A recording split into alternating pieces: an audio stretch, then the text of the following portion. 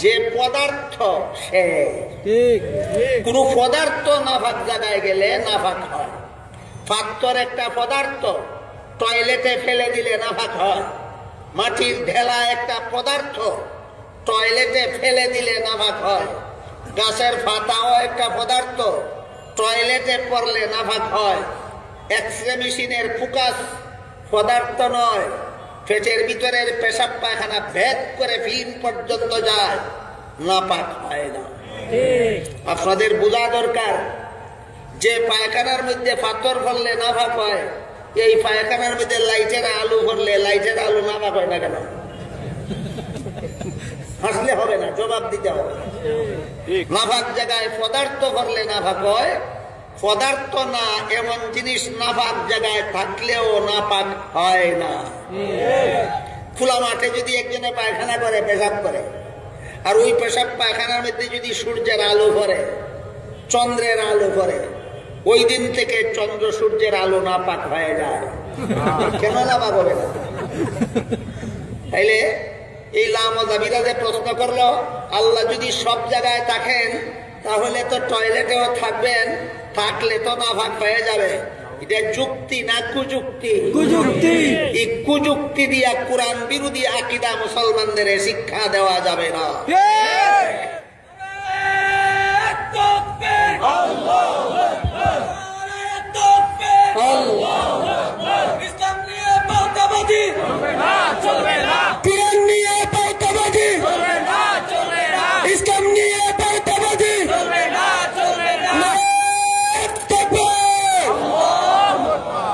মোহতারাম হাজিরিন, বর্তমান দুনিয়ার ইলেকট্রনিক্স মিডিয়াকে অবলম্বন করে লামাযহাবিরা এই সমস্ত কোরআন বিরোধী কথা ইন্টারনেটে অহরহ প্রচার করে বেড়াচ্ছে।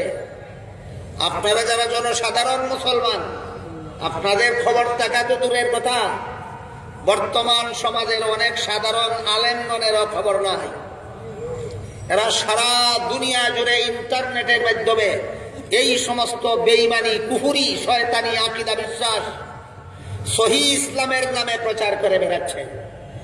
এক্ষুনি যদি আপনারা সতর্ক না হন, ওই দিন বেশি দূরে নয়, সারা বাংলাদেশের প্রায় সমস্ত হানাফি মাযহাব অবলম্বী শান্তিপ্রিয় মুসলমান, ধর্মবীর মুসলমানদের মধ্যে দাঙ্গার সৃষ্টি করে, কুন্দলের সৃষ্টি করে, ঝগড়া বিবাদের সৃষ্টি করে, মারামারি, কাটাকাটি আর রক্তাক্ত বিবাদের সূত্রপাত করে দেবে। সুতরাং সময় থাকতেই সতর্ক হওয়া দরকার। এই আপনাদের মধ্যে দাঙ্গা সৃষ্টি করার জন্য সর্বপ্রথম যে অপকৌশলটা তারা অবলম্বন করেছে, সেটা হলো মসজিদে গিয়া জুড়ে আমিন বলার অপকৌশল। এখান থেকে যেন আপনারা আপত্তি উত্থাপন করতে পারেন, আর দাঙ্গার সূত্রপাতটা এখান থেকেই যেন হতে পারে। সুতরাং যেখান থেকে এরা দাঙ্গা শুরু করার সূত্রপাত করেছে, জবাবটাও সেখান থেকেই আমরা বুঝে নেওয়ার চেষ্টা করি। হাদিসে উল্লেখ আছে, ইমাম সাহেব যখন সূরাতুল ফাতিহা পড়ে শেষ করেন নামাজে, মাগরিবের নামাজে, এশার নামাজে, ফজরের নামাজে, ইমাম সাহেব যখন সূরাতুল ফাতিহা পড়ে শেষ করেন, মুক্তাদিদের জন্য আমিন বলা সুন্নাত। বুঝে থাকলে বলুন, ইমাম সাহেব যখন নামাজে সূরাতুল ফাতিহা পড়ে শেষ করেন, মুক্তাদিদের জন্য আমিন বলা সুন্নাত। আমিন জুড়ে বলবে না আস্তে বলবে, হাদিস উভয় প্রকারের আছে। জুড়ে আমিন বলারও হাদিস আছে, আস্তে আমিন বলারও হাদিস আছে। যেখানে হাদিস দুই রকম, একসাথে দুইটা পালন করার উপায় থাকে, উপায় থাকে না, তখনই মুস্তাহিদ ইমামগণের ব্যাখ্যা বিশ্লেষণের দরকার হয়। কোন হাদিসটা কোন কারণে প্রয়োগ করা হলো, কোন হাদিসের প্রয়োগ ক্ষেত্র কোনটা হবে। বুঝে থাকলে বলুন, একই ব্যাপারে যদি ভিন্ন রকমের হাদিস থাকে, তাহলে সবগুলি হাদিসই কি পালন করা যায়? তখন একটা হাদিস পালন করলে আরেকটা হাদিসের ভিন্ন রকম ব্যাখ্যা দিতে হবে। এইটাই নিয়ম, এইটাই নিয়ম। সুতরাং নামাজে যেহেতু সূরাতুল ফাতিহা পড়ে যখন ইমাম সাহেব শেষ করেন, মুক্তাদিদের জন্য আমিন বলা সুন্নাত হাদিসের দ্বারাই প্রমাণিত। কিন্তু হাদিস আমিন আস্তে বলারও হাদিস আছে, আমিন জুড়ে বলারও হাদিস আছে। বুঝে থাকতে বলুন, আস্তে আমিন বললে জুড়ে আমিন বলার হাদিসটা কি পালন হইল না বাকি রইল? বাকি রইল। আমিন জুড়ে বললে আস্তে আমিন বলার হাদিসটা কি পালন হইল না বাকি রইল? সুতরাং যারা বলো মজহব মানি না হাদিস মানি, বাপের বেটা হইলে হাদিস দুটা মেনে দেখাও। বাপের বেটা হইলে হাদিস মেনে দেখাও। উপায় নাই, মজহব মানা ছাড়া হাদিস মানার কোন উপায় নাই। হাদিস মানতে হলেই মজহব মানতে হবে, হাদিস মানতে হলেই মজহব মানতে হবে। তাই হানাফি মজহবে উভয় হাদিসের সমাধান দেওয়া হয়েছে। জুরে আমিন বলার হাদিসের সমাধানও হানাফি মজহবে আছে, আস্তে আমিন বলার হাদিসের সমাধানও হানাফি মজহবে আছে। কি সমাধান?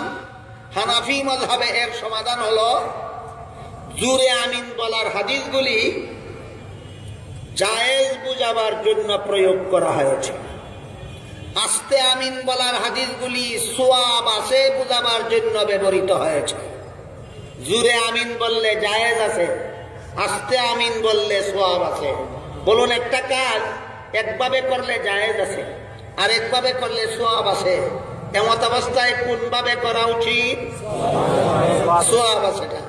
সুতরাং হানাফি মাযহাবের সমাধান হইল যে যেহেতু জুরে আমিন বলা জায়েজ আছে, সোয়াব নাই, জায়েজ আছে বুঝাবার জন্যই এই হাদিসগুলি প্রয়োগ করা হয়েছে। আর আস্তে আমিন বলার হাদিসগুলি প্রয়োগ করা হয়েছে সোয়াব আছে বুঝাবার জন্য।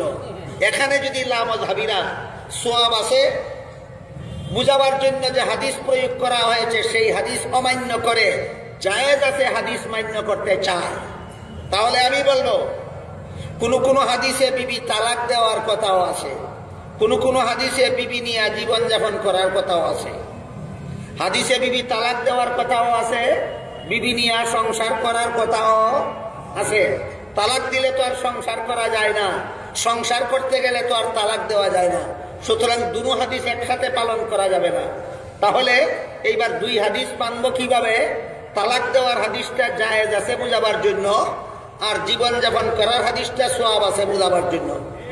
সুতরাং মসজিদে এসে যদি তোমরা সোয়াব আছে বুঝাবার জন্য হাদিস বাদ দিয়া জায়েজ আছে বুঝাবার হাদিস পালন করো, তো গড় গিয়াও বিবি তালাকের ব্যাপারেও সোয়াব আছে বুঝাবার হাদিস বাদ দিয়া জায়েজ আছে হাদিস পালন করো।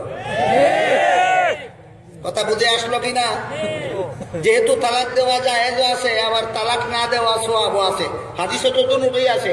তোমরা যদি সোয়াবের হাদিস বাদ দিয়া জায়েজের হাদিস পালন করো, তাহলে বিবির বেলায় সেই হাদিস গড় পালন করিয়া মসজিদে আসো। গড় গিয়া বিবির বেলায় যেই রীতি তোমরা অবলম্বন করেছ, মসজিদে আমিন বলার বেলায়ও হানাফি মাযহাবের সেই রীতি অবলম্বন করা হয়েছে। সুতরাং যে মসজিদ প্রায় সমস্ত মুসল্লিরা হানাফি মাযহাবের ব্যাখ্যা মতো আমিন বলেন, সেই মাযহাবের দুই একটা লোকে গিয়া জুড়ে চিৎকার দিয়ে আমিন বলা। বলুন, ফিতনা করি হাদিস পালন করা না ফিতনা করি করা? এটা হাদিস মানা হইল না ফিতনাবাজি করা হইল? কিসের দোহাই দিয়া ফিতনাবাজি হইল? হাদিস মানার দোহাই দিয়া ফিতনাবাজি হইল। এই ধরনের ফিতনাবাজদের নামই বর্তমান সমাজের লামাযহাবী। এরা বলে আমরা হাদিস মানি মযহব মানি না, বলে কিনা কথাটা? হাদিস মানি মযহব মানি না।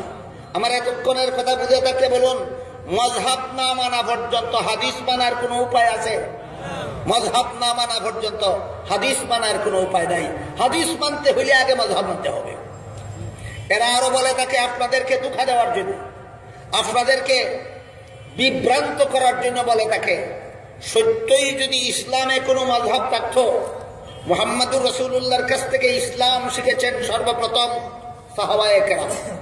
বলুন, মুহাম্মদুর রাসূলুল্লাহর কাছ থেকে আমরাই প্রথমে ইসলাম শিখেছি না সাহাবায়ে কেরাম ইসলাম শিখেছেন প্রথম? সুতরাং ইসলামে যদি কোনো মযহব থাকতো তাহলে তো সাহাবাদের মধ্যেই মযহব হইতো। সাহাবাদের মধ্যে যেহেতু কোনো মযহব নাই, এই কারণে প্রমাণ হইল ইসলামে কোনো মযহব নাই। এটা আরেকটা কুযুক্তি। আমি পরিষ্কার ভাষায় বলতে চাই, সাহাবায়ে কেরামের মধ্যে অসংখ্য অগণিত মযহব ছিল। সাহাবায়ে কেরামের মধ্যে শত শত মযহব ছিল। গণ্ড মূর্খরা জানে না। গণ্ড মূর্খরা জানে না সাহাবাগণের মযহাব বুঝার জন্য, রাসূলের হাদিস বুঝার জন্য বর্তমান দুনিয়ায় একটানা 10 বছর মাদ্রাসায় লেখাপড়া করতে হয়। এরা মাদ্রাসায় লেখাপড়া করে হাদিসের অনুসরণের দাবি করে না, লাইব্রেরির থেকে চটি বই কিনে কিনে ঘরে বসে বসে পড়ে আর হাদিস মাননেওয়ালা হয়ে যায়। বলুন, হাদিস নিজে নিজে বলেই হাদিস মাননেওয়ালা হওয়া যায় না? হাদিস বুঝার যোগ্যতা অর্জন করার জন্য নিয়মিত লেখাপড়া করতে হয়। এই সমস্ত নিয়মিত লেখাপড়া করার বেলায় এই লামাযাবিদেরকে পাওয়া যায় না। এই জন্য এদেরকে আমি গণ্ড মূর্খ বলি। সটি বই পড়া জানা যায় না সাহাবাদের মধ্যে কি কি মজাব ছিল, কতটা মজাব ছিল, কোন সাহাবীর কি মজাব ছিল, চটি বই পড়ে জানা যায় না। যথারীতি উস্তাদের কাছে হাদিস শিখতে হয়। সাহাবাদের মধ্যে অসংখ্য অগণিত মজাব ছিল। এরা বলে আবু বকরের কোনো মজাব হইল না কেন, উমরের কোনো মজাব হইল না কেন, ইসলামে যদি মযহাব থাকতো উসমানের কোনো মযহাব হইল না কেন, আলীর কোনো মযহাব হইল না কেন? আমি বলি গণ্ড মূর্খের দল, জানোস না তোরা? আবু বকরের আলাদা একটা মযহাব ছিল, উমরের আলাদা একটা মযহাব ছিল, উসমানের আলাদা একটা মযহাব ছিল, আলীর আলাদা একটা মযহাব ছিল, নবীর বিবি আয়েশার একটা আলাদা মযহাব ছিল, নবীর চাচাতো ভাই আব্দুল্লাহ ইবনে আব্বাসের একটা আলাদা মযহাব ছিল, বিশিষ্ট সাহাবী হযরত আব্দুল্লাহ ইবনে মাসউদ রাদিয়াল্লাহু আনহুর আলাদা একটা মযহাব ছিল। তোরা গণ্ড মূর্খ, তোরা কোন উস্তাদের কাছে কোরআন হাদিস শিখস না, তোরা জানা নাই সাহাবাদের মধ্যে কতগুলি মযহাব ছিল।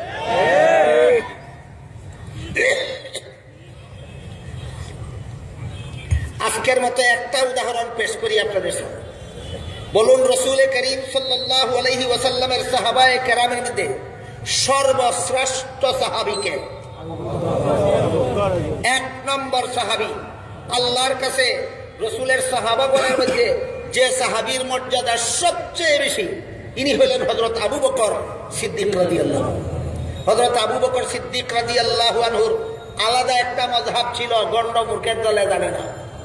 আপনাদের জানার দরকার নাই। আপনারা যে হানাফি মযহাব অনুসরণ করেন, এর ভিতর দিয়েই আবু বকরের মযহাবও আপনাদের পালন হইয়া যায়, উমরের মযহাবও আপনাদের পালন হইয়া যায়, উসমানের মযহাবও আপনাদের পালন হইয়া যায়, আয়েশার মযহাবও আপনাদের পালন হইয়া যায়, ইবনে আব্বাসের মযহাবও আপনাদের পালন হইয়া যায়। কেমনে? হানাফি মযহাব অনুসরণ করার কারণে। এই কথাগুলি অবশ্যই বোঝা দরকার, আলোচনা হওয়া দরকার, না হলে এই ফিতনাবাজদের কারণে মসজিদে গিয়ে শান্তিতে নামাজ পড়তে পারবেন না। আজকের মতো শুধু আবু বকরের আলাদা মযহাবটা কি ছিল বলতে চাই। শুধু হযরত রাসূল করিম সাল্লাল্লাহু আলাইহি ওয়াসাল্লাম রমজান মাসে তারাবির নামাজ পড়ার জন্য মসজিদে গেলেন। আশপাশে সাহাবায়ে কেরাম যারা ছিলেন রাসূলের সাথে তারাবির নামাজের জামাতে শরীক হয়ে গেল। দ্বিতীয় দিন আবার রাসূল গেলেন, জামাত আরো অনেক বড় হয়ে গেল। তৃতীয় দিন আবার গেলেন, অকল্পনীয়ভাবে তারাবির নামাজের জামাত বিশাল জামাত হয়ে গেল। চতুর্থ দিন থেকে রাসূল আর তারাবির নামাজ পড়ার জন্য মসজিদে যাননি। বুঝে থাকলে বলুন, হাদিসে কি আছে? আল্লাহ রাসূল তারাবির নামাজ মসজিদে গিয়া জামাতে পড়েছিলেন 30 দিন, 29 দিন না 3 দিন, এরপরে আর যাননি। তাইলে রাসূলের প্রথম আমল মসজিদে গিয়া তারাবির নামাজ জামাতে পড়া, শেষ আমল মসজিদে না গিয়া তারাবির নামাজ একা একা ঘরে পড়া। এটা হইল রাসূলের শেষ আমল। এই রাসূলের শেষ আমল থেকে আবু বকরের মযহাবের সূত্রপাত। আবু বকর সিদ্দিক রাদিয়াল্লাহু আনহু বলেন, রাসূল প্রথমে যে আমল করেছিলেন সেটা হয়তো কোনো কারণবশত করেছিলেন, শেষ আমলটাই আমাদের জন্য দলিল। আমরাও মসজিদে গিয়ে তারাবির নামাজ জামাতের সাথে পড়ব না। এটা ছিল হযরত আবু বকরের মযহাব। বলেন, তারাবির নামাজ মসজিদে গিয়া জামাতে পড়া আবু বকরের মযহাব না জামাতে মসজিদে না গিয়া ঘরে একা পড়া আবু বকরের মযহাব ছিল? হ্যাঁ, আবু বকরের মযহাব। মসজিদে গিয়া তারাবির নামাজ জামাতে পড়া আবু বকরের মযহাব ছিল না, একা একা ঘরে পড়া আবু বকরের মযহাব ছিল। বলেন, আবু বকরের মযহাবের পক্ষে কোনো হাদিস আছে কিনা? হাদিস আছে কিনা? আল্লাহ রাসূল হাদিসে উল্লেখ আছে 3 দিন গেছেন, এরপরে আর তারাবির নামাজের জন্য জামাতে পড়ার জন্য মসজিদে যাননি। তাইলে রাসূলের শেষ আমল কোনটা? জামাতে না যাওয়া, এটা শেষ আমল। রাসূলের এই আমলের উপর ভিত্তি করে আবু বকরের মযহাব সৃষ্টি হলো। আবু বকরের আমল চলে গেল, তিনি মসজিদে গিয়ে তারাবির নামাজ জামাতের সাথে বসেন। আবু বকর সিদ্দিক রাদিয়াল্লাহু আনহুর পরে হযরত উমর ফারুক রাদিয়াল্লাহু আনহু যখন খলিফা হইলেন, তিনি বললেন, রাসূল কেন শেষ পর্যন্ত তারাবির নামাজের জন্য মসজিদে যাননি, তার কারণটাও হাদিসে উল্লেখ আছে। সেটা হলো যে মুসল্লিদের যে আগ্রহ দেখা গেল, মুসল্লিদের এই আগ্রহের প্রতি সন্তুষ্ট হয়ে আল্লাহ যদি তারাবির নামাজের জামাতকে ওয়াজিব করে দেন, তাহলে কোনোদিন কোনো মুসল্লি তারাবির জামাতে শরীক হতে না পারলে সে গুনাহগার হয়ে যাবে। আমি যদি রেগুলার না পড়ি তাহলে ওয়াজিব হওয়ার সম্ভাবনা নাই, কোনোদিন আমার উম্মত লঙ্ঘন করলে গুনাহগার হবে না। এই কারণ যেহেতু রাসূল বলে দিয়েছেন, সুতরাং বর্তমান দুনিয়াতে রাসূল নাই, আর ওয়াজিব হওয়ার সম্ভাবনা নাই। সুতরাং এখন থেকে আমরা নিয়মিতভাবে তারাবির নামাজ জামাতের সাথে পড়ব। এটা কার মজাব? এটা হলো উমরের মজাব। তারাবির নামাজ জামাতের সাথে না পড়া ছিল আবু বকরের মজাব, তারাবির নামাজ জামাতের সাথে পড়া হইল উমরের মজাব।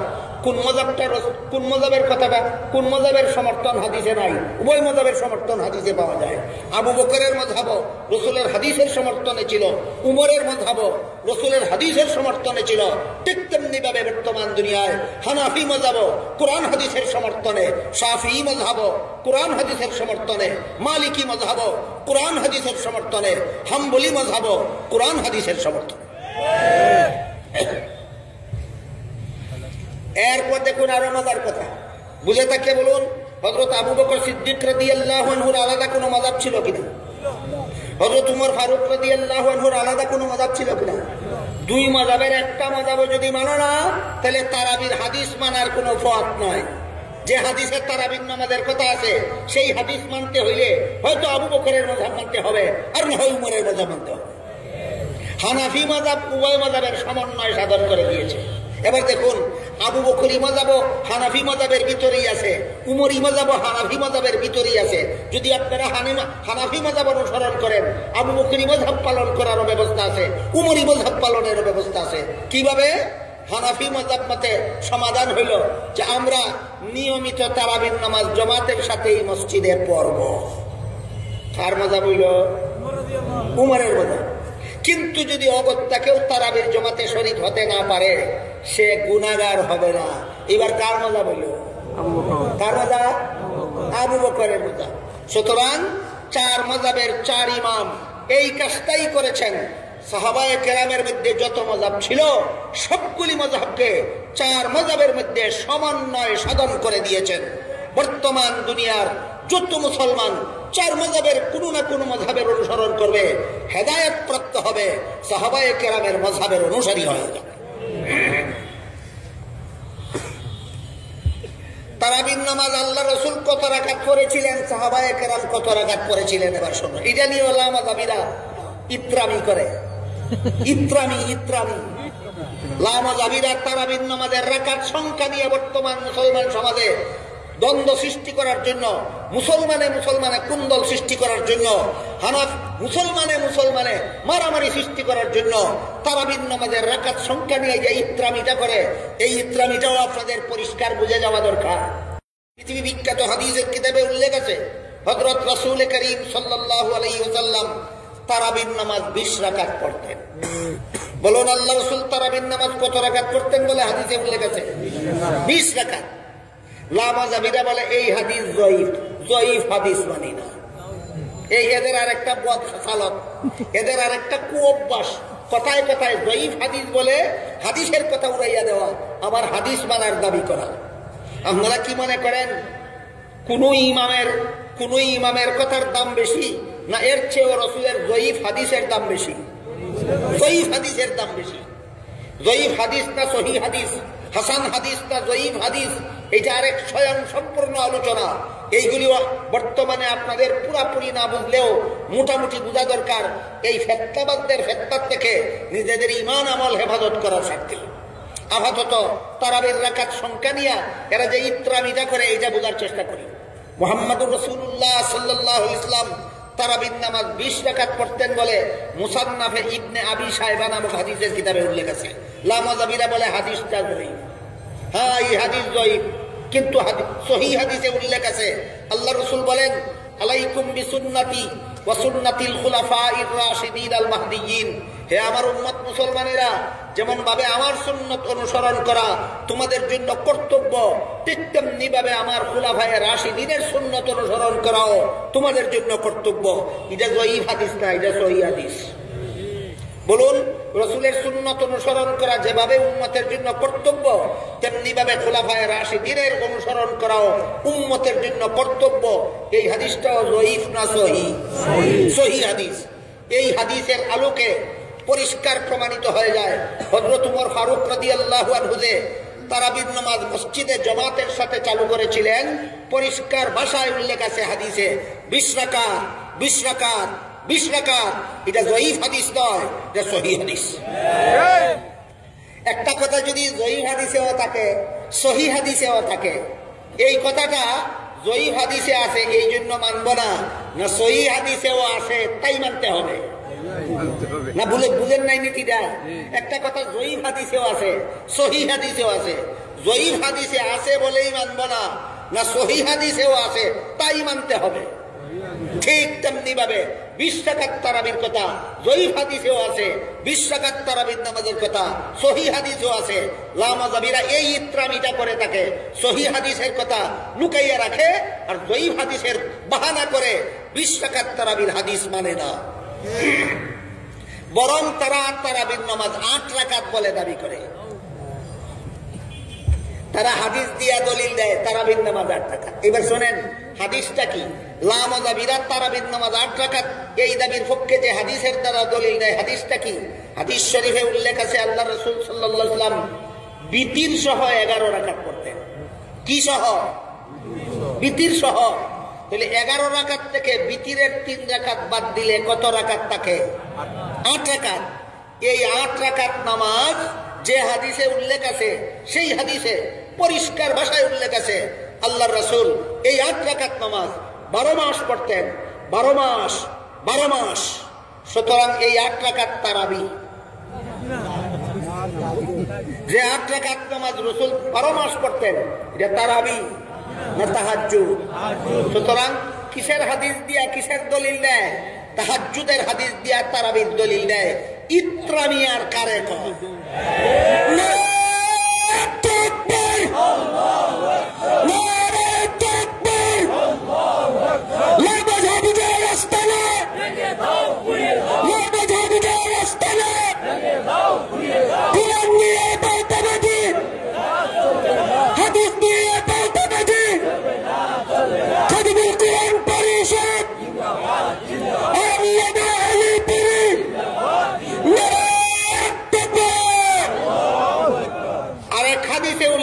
আল্লাহর রাসূল বিতির সহ 23 রাকাত পড়তেন। রাকাত। এবার বলুন 23 রাকাত থেকে বিতিরের 3 রাকাত বাদ দিলে ক রাকাত থাকে? এই 20 রাকাতের হাদিসে পরিষ্কার উল্লেখ আছে এই 20 রাকাত নামাজ আল্লাহর রাসূল শুধু রমজানে পড়তেন। শুধু রমজানে, শুধু রমজানে।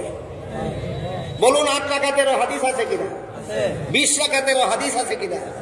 8 রাকাত হাদিস, 8 রাকাতের কথা যে হাদিসে আছে এটা রমজানের হাদিস না 12 মাসের? 20 রাকাতের কথা যে হাদিসে আছে ওইটা 12 মাসে না রমজানে? 12 মাসের 8 রাকাত তারাবি নয় তাহাজ্জুদ। রমজানের 8 রাকাত 20 রাকাত তাহাজ্জুদ নয় তারাবি। সুতরাং এরা রাসূলের হাদিস দিয়া এই রকমের জালিয়াতি করে থাকে, এই রকমের ইত্রামি করে থাকে, এই রকমের কারচুপি করে থাকে।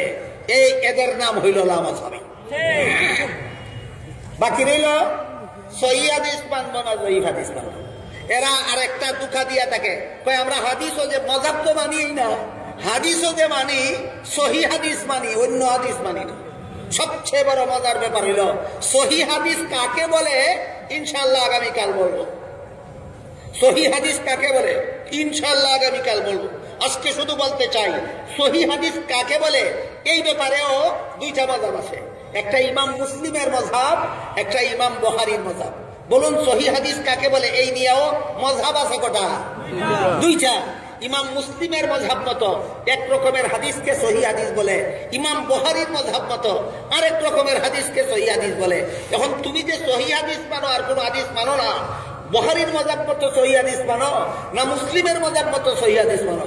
যদি বুখারীর মাযহাব মতো সহিহ হাদিস মানো তবু হাদিস মানার আগে মাযহাব মানতে হইল। যদি মুসলিমের মাযহাব মতো সহিহ হাদিস মানো তবু মাযহাব মানার হাদিস মানার আগে মাযহাব মানতে হইল। বারবার পরিষ্কার হয়ে গেল হাদিস মানার কোনো পথ নাই মাযহাব মানা ছাড়া।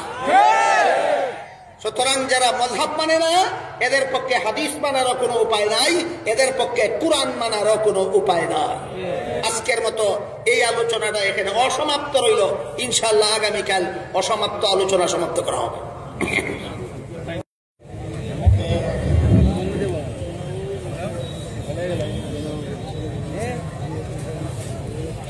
আপনারা বহুবার দোয়া হয়েছে, দোয়ার মধ্যে জায়গাকে নাহমাদু ওয়া নুসাল্লি আলা রাসূলিল কারীম।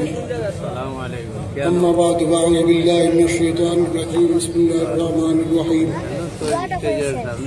لو أنزلنا هذا القرآن على جبل لرأيته خاشعا متصدعا من خشية الله. صلى الله على سيدنا محمد وعلى آله وصحبه وسلم. মঞ্চে উপবিষ্ট উলামায়ে হযরত উলামায়ে কেরাম আর আমার সামনে ব্রাদারের ইসলাম, আজকের মজলিসও আপনারা বহুত জরুরি কথা শুনছেন। আর এটা হইল এই মজলিস আয়োজন করা হয়েছে খাদিমুল কোরআন পরিষদের পক্ষ থেকে। এটা হয়েছে কোরআন সম্বন্ধে আল্লাহ রাব্বুল ইজ্জতের বহুত জিনিস তো হওয়ার আছে, কিন্তু আবার হাল হইলা নাই, সময়ও নাই।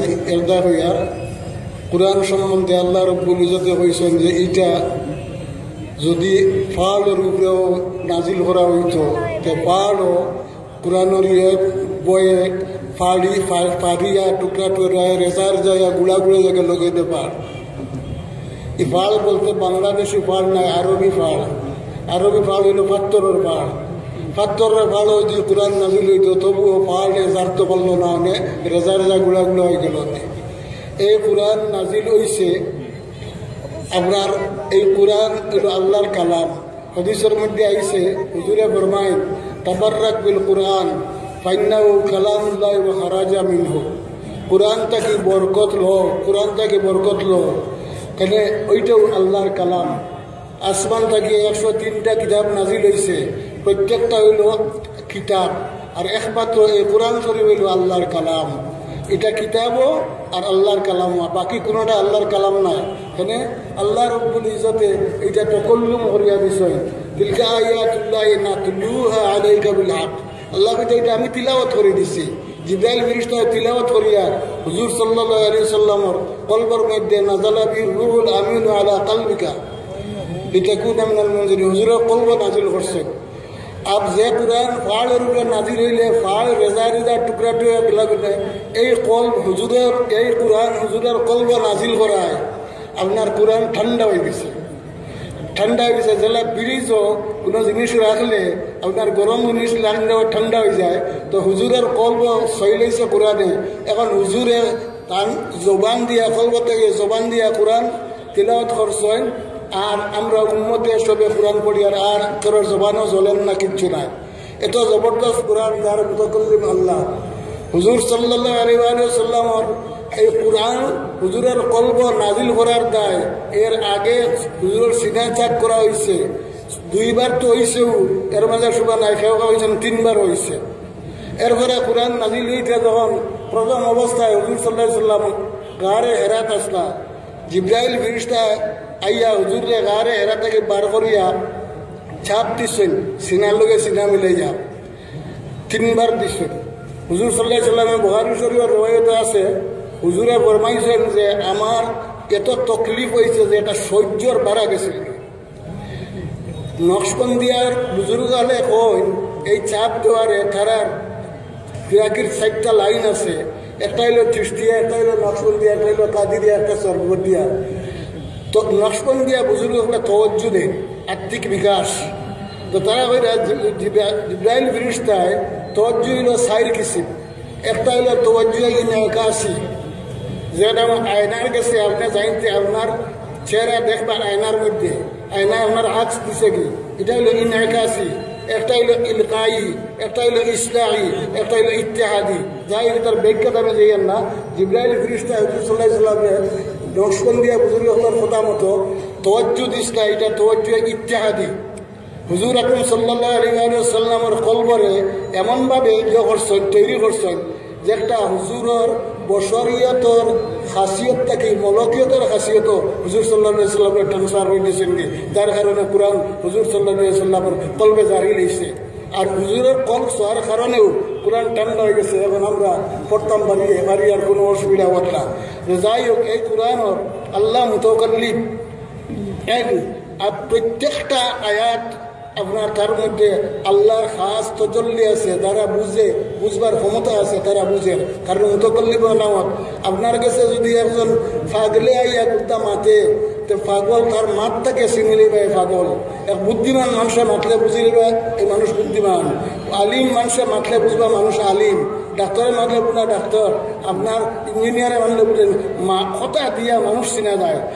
আল্লাহর কালাম দিয়া আল্লাহরে চিন্তা নামি, আল্লাহর কালাম দিয়ে আল্লাহরে চিনা যায়, এটা আল্লাহর কালাম। তো যাই হোক, এই খাদিমুল কোরআন পরিষদে এটা আয়োজন করিয়া আপনার বহুত ফায়দা হল। আপনার মানুষের গিয়েছে ফায়দার জিনিস সকল প্রকাশ করবার একটা সুযোগ দিয়েছেন আল্লাহ রব্বুল ইজ্জতে। আপনার এই পরিষদে আপনার স্থায়ীভাবে রাখুকা, আর এইটার দ্বারা হলো মানুষের সবসময় ফায়দা পাউকা। আমি ওই দুই সের কথা ওখান কইবার না পেছাম কইলাম। যাই হোক, এখন দোয়া হয়ে যাব গিয়া দুরূদ শরীফ পড়ে দোয়া করি। সাল্লাল্লাহু আলা সাইয়্যিদিনা মাওলানা মুহাম্মদ ওয়া আলা আলিহি ওয়া আসহাবিহি ওয়াসাল্লাম। সাল্লাল্লাহু আলা সাইয়্যিদিনা মাওলানা মুহাম্মদ ওয়া আলা আলিহি ওয়া আসহাবিহি ওয়াসাল্লাম। সাল্লাল্লাহু আলা সাইয়্যিদিনা আলহামদুলিল্লাহ আলহামদুলিল্লাহ আলহামদুলিল্লাহ। আল্লাহুম্মা লাকাল হামদু কামা আনতা আহলু, اللهم لك الحمد كما أنت أهله، اللهم لك الحمد كما أنت أهله. وصل على سيدنا ومولانا محمد النبي الأمي وعلى آله وصحبه وبارك وسلم كما أنت أهله، وافعل بنا ما أنت أهله، فإنك أنت أهل التقوى وأهل المغفرة. ربنا ظلمنا أنفسنا وإن لم تغفر لنا وترحمنا لنكونن من الخاسرين. ربنا فاغفر لنا ذنوبنا وكفر عنا سيئاتنا وتوفنا مع الأبرار. ربنا عليك توكلنا وإليك أنبنا وإليك المصير. ربنا اغفر لنا ولإخواننا الذين سبقونا بالإيمان ولا تجعل في قلوبنا غلا للذين آمنوا. ربنا إنك رؤوف رحيم. ربنا إنك رؤوف رحيم. ربنا هب لنا من أزواجنا وذرياتنا قرة أعين واجعلنا للمتقين إماما. ربنا اغفر لنا ولإخواننا الذين سبقونا بالإيمان ولا تجعل في قلوبنا غلا للذين آمنوا. ربنا إنك رؤوف رحيم. اللهم بلغنا وبلغ جميع من أوصانا واستوصانا بالدعاء على المقاصد بالدنيا والآخرة، أنت أعلم بهم وبمقاصدهم. اللهم إنا نعوذ بك من البرص والجنون والجذام والسرطان والطاعون وسيء الأسلام وزلع الدين، ونعوذ بك من عذاب الداء وخيبة الرجاء. اللهم إنا نعوذ بك من عذاب الداء وخيبة الرجاء. اللهم إنا نعوذ بك من عذاب الداء وخيبة الرجاء. اللهم يا شافي الأمراض اشفنا واشف جميع مرضانا بشفائك، وداونا وإياهم بدوائك الشفاء عاجلا كاملا لا يغادر سقما. يا الله يا أرحم الراحمين يا أكرم الأكرمين يا ذا الجلال والإكرام يا حي يا قيوم আমরা জিন্দেগির সমস্ত গুনারে মাফ ফরমাও। ইয়া আল্লাহ, যত গুনাহ করছি কবিরা সগীরা জাহিরা বাতিনা, জানিয়া না জানিয়া ইচ্ছায় অনিচ্ছায় সমস্ত জিন্দেগির গুনাহ থেকে তোমার কাছে মাফ চাই। আল্লাহ, আমরা সমস্ত জিন্দেগির গুনারে মাফ ফরমাও। ইয়া আল্লাহ, হর কিসম মুলা মুসিবত থেকে আমরা হেফাজত ফরমাও। ইয়া আল্লাহ, আমরা দেশের মধ্যে শান্তি আতা ফরমাও। ইয়া আল্লাহ, আমরা দেশের মধ্যে শান্তি আতা ফরমাও। ইয়া আল্লাহ, আমরা সব মানুষ পরিশান, আমরা পরিশানিরে দূর ফরমাও। ইয়া আল্লাহ ইয়া রহমান রাহিমিন ইয়া আকরামুল আকরামিন, কুরআনে হুকুমত ইয়া আল্লাহ আমরা দেশের মধ্যে কুরআনে হুকুমত রে কায়েম ফরমাও। ইয়া আল্লাহ, তোমার পাক কালামের হুকুমত রে কায়েম ফরমাও। ইয়া আল্লাহ ইয়া রহমান রাহিমিন, আমরা সমস্ত মুরতাগানরে মাফ ফরমাও। ইয়া আল্লাহ, তোমার ফজল করম দিয়ে মাহবুব আমরা হাজিরিন মজলিসের পক্ষ থাকিয়া এই মুহূর্তে হুজুর আকরাম সাল্লাল্লাহু আলাইহি ওয়াসাল্লামের রোজায় 18 কোটি কোটি সালাত আর সালাম পৌঁছে দাও। ইয়া আল্লাহ তোমার ফজল করম দিয়ে আমার দোয়া কবুল আর মঞ্জুর ফরমাও। সুবহান রাব্বিকা রব্বিল ইজ্জাতি আম্মা ইয়াসিফুন ওয়া সালামুন আলাল মুরসালিন।